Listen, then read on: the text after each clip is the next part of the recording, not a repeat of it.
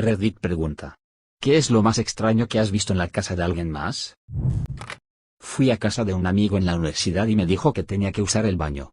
Me indicó el pasillo y entré a lo que creí era el baño. Pero no, era una habitación con exactamente 14 maniquíes vestidos como personajes históricos. Había uno de Napoleón, uno de Cleopatra, incluso uno de un astronauta. Lo peor es que todos estaban ubicados como si estuvieran en una reunión importante, sentados en círculo. Lo raro es que no me pareció que fuera una colección, parecía una escena montada. Como si hablara con ellos. Nunca volví. Una vez visité a una chica con la que apenas empezaba a salir. Todo iba bien hasta que entré en su cocina y vi que tenía como 30 frascos llenos de uñas. Uñas. Me dijo que eran de sus cortes de uñas de los últimos años y que era una forma de documentar su existencia. No supe si salir corriendo o aplaudirle por su compromiso con el archivo personal. Me fui. Nunca volví.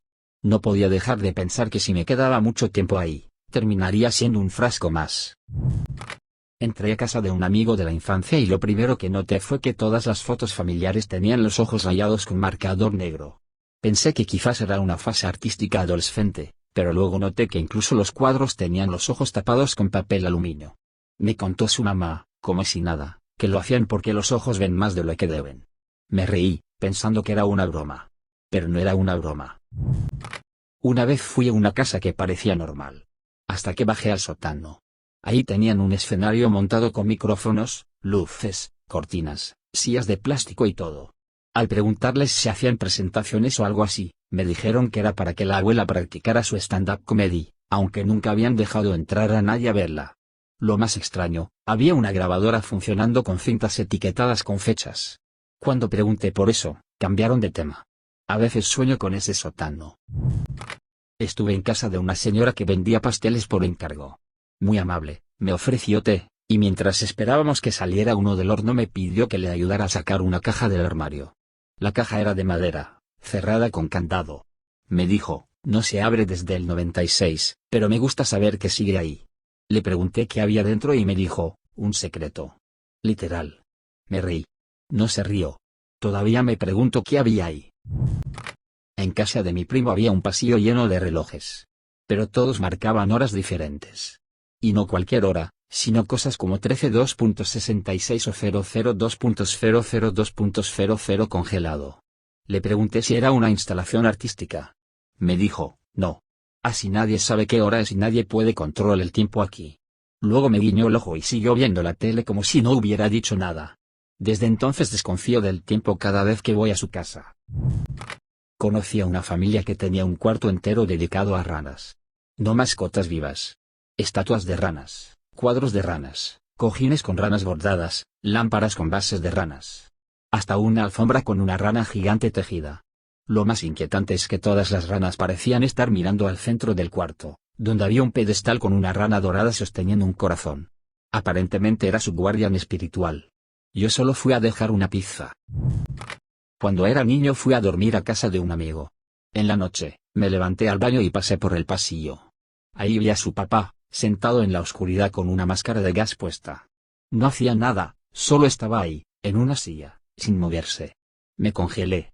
Al día siguiente me dijeron que lo hacía cada noche para mantener la costumbre de estar listo para todo. ¿Para qué exactamente? Nunca lo sabré. Nunca dormí tranquilo ahí otra vez.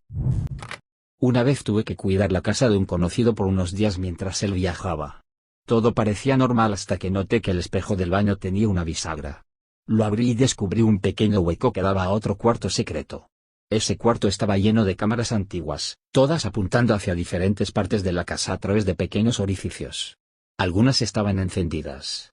Llamé y me dijo que era para proyectos personales de cine. Le dejé las llaves al portero y me fui. Visité a un cliente por trabajo. Entré a su sala y todo era perfectamente normal, pero había una jaula enorme en una esquina. Pensé que tendría un loro o algo, pero no. Era una piedra. Una piedra dentro de una jaula. Me dijo que era para que no se escapara. Le seguí la corriente, por cortesía, y me dijo muy en serio que no puedes confiar en las cosas que no se mueven. Son las que más escapan. Terminé la reunión y salí sin mirar atrás. En el comedor de una casa donde fui a cenar, colgaba un cuadro enorme de un payaso llorando. Pero con una foto familiar dentro del marco, justo al lado del rostro del payaso. Lo extraño no era solo el contraste, sino que todos los miembros de la familia estaban imitando la misma expresión, cejas caídas, lágrimas falsas, miradas al vacío. Pregunté si era por alguna razón especial. «Nos gusta el arte dramático», me dijo la madre mientras servía sopa. Durante una fiesta, fui a buscar hielo en la cocina y noté que cada electrodoméstico tenía un nombre escrito con cinta adhesiva. El microondas se llamaba Rodrigo, el refrigerador era Carmen, y la tostadora tenía pegado señor Pancracio. Lo conté riéndome al anfitrión y me respondió muy serio: «Por favor no te burles, tienen sentimientos». Me fui sin hielo y con miedo. Mi ex tenía un altar. Pero no religioso. Estaba dedicado a Keanu Reeves. Había velas, fotos, figuras impresas en 3D, cartas escritas a mano y una especie de diario en el que escribía mensajes para él. Me parecía divertido hasta que noté que hablaba con el altar por las noches, agradeciéndole su presencia protectora. Y sí, se molestaba si me reía. Entré al baño y el espejo tenía una nota pegada que decía: «No creas todo lo que ves aquí». Al principio pensé que era una frase profunda, hasta que me di cuenta de que el espejo era falso. Estaba pintado para parecer real. No reflejaba nada. No era vidrio, era madera barnizada. Me sentí como en una película de terror o una performance experimental. Salí rápido. En la habitación del hijo menor, las paredes estaban forradas de billetes. No eran reales, pero estaban perfectamente plastificados. Billetes de Monopoly, de juegos de mesa, incluso algunos hechos a mano con crayones. Lo curioso era que la familia los trataba como si fueran decoración normal. «Así aprende el valor del dinero», dijo el papá. A mí me pareció que más bien aprendía sobre la inflación descontrolada. Al llegar a la casa, me sorprendió ver que no había sillas. En ningún lado. Solo cojines por el piso. Pregunté si era por estética o por alguna práctica espiritual. Me dijeron que no, que simplemente las sillas controlan a las personas y que preferían no dejarse manipular por la estructura social del mobiliario. Me terminé sentando en el suelo, tratando de no parecer colonizado por sillas. Un amigo me pidió que lo ayudara a mover unas cajas de su ático. Subí y encontré lo que parecía un pequeño museo personal. Había vitrinas con envoltorios de caramelos usados, palillos de dientes marcados con fechas, y entradas de conciertos que nunca sucedieron, falsas, al parecer. Él lo llamó su archivo de realidades alternativas. Me quedé medio confundido, medio fascinado. En la pared del pasillo principal, enmarcada como si fuera arte caro, colgaba una camiseta con una mancha gigante. Al mirarla de cerca, decía: «El día que vencí a la mayonesa del Subway». Me dio risa y la dueña me contó, con mucho orgullo, que esa mancha era una batalla ganada después de que el sándwich se deslizara por completo y ella lo salvó con el pecho. No sé si era broma o arte performático, pero fue inolvidable. La abuela de un amigo tenía una caja fuerte incrustada en el piso de la sala. Nada fuera de lo común, excepto que encima de ella había una figura de porcelana de un gato. Y el gato estaba dentro de otra caja de cristal con un letrero que decía: «Solo cuando muera el gato, se abre la caja». Y nadie, absolutamente nadie, supo explicarme qué significaba. Supuse que era una referencia a SCHR con diéresis Dinger, pero quizás solo era una forma de espantar a los curiosos.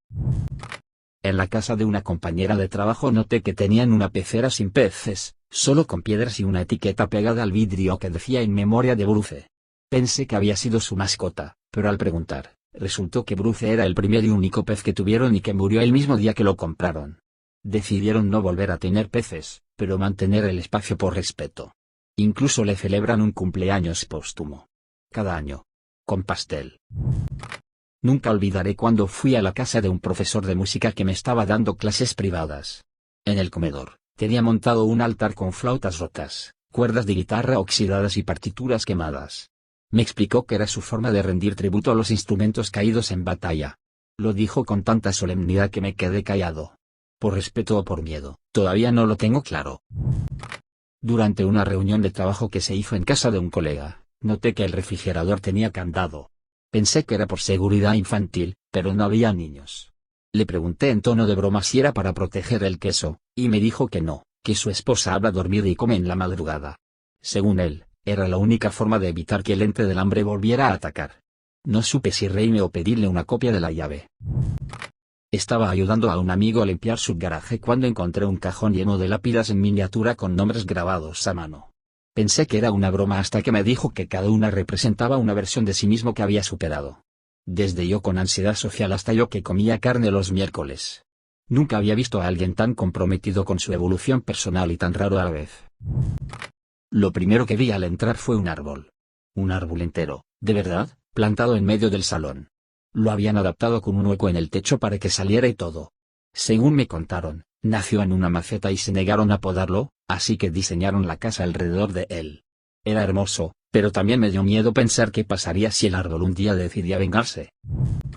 Mi excompañera de piso tenía una extraña afición por los espejos rotos. En lugar de tirarlos, los enmarcaba como si fueran arte abstracto. Tenía más de 15 colgados por toda la casa. Cuando le pregunté si no temía la mala suerte, se rió y dijo, «La mala suerte ya vive aquí, ¿qué más puede hacerme?». Cada día con ella era una mezcla entre galería de arte moderno y ritual de invocación. Al quedarme en casa de una tía lejana, me asignaron una habitación que parecía normal, hasta que noté que en cada esquina había una figura de porcelana, mirando hacia la cama. Al contarlas, sumaban 12. Todas eran bebés angelicales con ojos muy abiertos. Cuando le pregunté si podía moverlas, me dijo que era mejor que no, están ahí para que no te vayas mientras duermes. Dormí con una lámpara encendida y mi mochila en el regazo. Pasando por el pasillo hacia el baño, vi un cuadro grande con lo que parecía ser un retrato familiar, pero al acercarme noté que los rostros estaban reemplazados con recortes de revistas. Alguien había pegado ojos, narices y bocas de celebridades sobre las caras reales. «Así se ven mejor», me dijo la dueña, como si fuera lo más lógico del mundo. No sabía si reír o correr. Mi primo tenía una biblioteca pequeña en casa, pero lo raro era que todos los libros estaban en blanco. Portadas falsas, títulos curiosos como «Cómo desaparecer en 10 pasos» o «Manual de conversaciones imaginarias», pero todas las páginas eran completamente blancas. Me explicó que eran libros para personas que no necesitan palabras, solo la idea de ellas. Nunca supe si era filosófico o estaba completamente ido. La casa parecía bastante estándar. Hasta que me invitaron a cenar y me ofrecieron cubiertos hechos completamente de madera. No tallados profesionalmente, no. Era madera rústica, como si alguien hubiera partido una rama y lijado lo mínimo. El cuchillo apenas cortaba y el tenedor era más bien un palo con espinas. «Queremos conectar con nuestros ancestros», dijo el padre, mientras masticaba lechuga como quien devora un mamut. En la sala de una exnovia, vi un sofá normal, pero lo extraño era que tenía una funda con estampados de rostros. Y todos eran el suyo. Era como estar sentado sobre una multitud de versiones de ella misma, sonriendo. Cuando le pregunté por qué, me dijo que era una prueba de amor propio y que si yo no podía aceptarlo, entonces no aceptaba su esencia. Spoiler, no la acepté. Tenían un mueble de sala con vitrinas llenas de saleros. Hasta ahí, curioso pero tolerable. Hasta que me di cuenta de que todos estaban llenos. Pero no con sal. Algunos tenían arroz, otros tenían ceniza, uno tenía lo que claramente era tierra húmeda. La señora me dijo que cada uno representaba una emoción. El de tierra era rabia contenida, y el de arroz, nostalgia de infancia. Me fui antes de que me ofrecieran el de tristeza líquida. Al visitar a un antiguo compañero de secundaria, noté que en su pared colgaban más de 20 llaves. Todas completamente distintas. Pregunté si eran decorativas, y me contestó que no, que las había ido encontrando por la ciudad durante años, y que algún día descubriría para qué puerta era cada una. Me pareció poético al principio, hasta que me dijo que soñaba con la puerta final casi todas las noches. No supe si admirarlo o sugerirle terapia. Vi un calendario colgado en la cocina que estaba marcado con fechas aleatorias escritas con lápiz labial. Algunas decían no olvidar, otras solo ya viene. Pero lo extraño era que todos los días 23 de cada mes tenían tachones rojos y la palabra cancelado. No quise preguntar, pero igual lo hice. Me respondieron con un simple «ese día no existe para nosotros». Desde entonces odio los 23. Estaban viendo televisión y me invitaron a pasar, pero noté que en lugar del televisor común, tenían una pecera vacía donde proyectaban sombras con linternas y figuras recortadas. Me explicaron que esa era su televisión para el alma y que improvisaban historias mientras movían las manos detrás del vidrio. Me quedé media hora mirando. Fue confuso, pero entretenido. Aunque sigo sin entender el episodio del tiburón abogado. En una estantería junto a la puerta, había una fila de teléfonos antiguos, de los que tienen disco para marcar. Cada uno tenía un post-it con nombres como Mamá, 2027, Yo del futuro y Saturno Central. Le pregunté si eran parte de una colección retro. Me dijeron que no, que a veces suenan. Reí, pero noté que ninguna tenía cables ni baterías. No volví a preguntar nada más. En medio de la sala había una alfombra roja, nada raro. Pero debajo de esa alfombra, perfectamente acomodadas, había docenas de cucharas de metal. Ni una, ni 10. Decenas. Me dijeron que era una tradición familiar, cada vez que alguien superaba un problema personal, colocaban una cuchara debajo. Me pareció un ritual original. Hasta que vi una caja con más cucharas esperando su turno. Esa familia claramente tenía muchos problemas. En la repisa del baño había un frasco que decía suspiros atrapados. Dentro, pequeños papelitos enrollados como pergaminos. Le pregunté a la dueña de casa y me dijo que cada vez que alguien suspiraba muy fuerte en su presencia, escribía lo que creía que estaban pensando y lo guardaba ahí. Literalmente coleccionaba pensamientos no dichos. Me reí. Después me fijé y había uno con mi nombre. No me reí tanto después. Subiendo las escaleras, vi que cada escalón tenía escrito un número. Pero no en orden. Era una secuencia extraña, 3, 7, 1, 13, 2. Así hasta llegar al segundo piso. Me detuve a observar y me dijeron que nadie subía igual 2 veces, que debías dejarte llevar por el orden interno. Esa casa parecía diseñada por un matemático desquiciado o un poeta con demasiado tiempo libre. Entré al baño y vi una cortina de ducha que, a primera vista, parecía normal. Pero al cerrar la puerta, noté que estaba impresa con una imagen de la persona que vivía ahí, desnuda, cubriéndose con otra cortina igual. Un efecto espejo inquietante. Le pregunté por qué y me dijo para acordarme de bañarme. Desde entonces tengo un miedo irracional a las cortinas de baño con personalidad.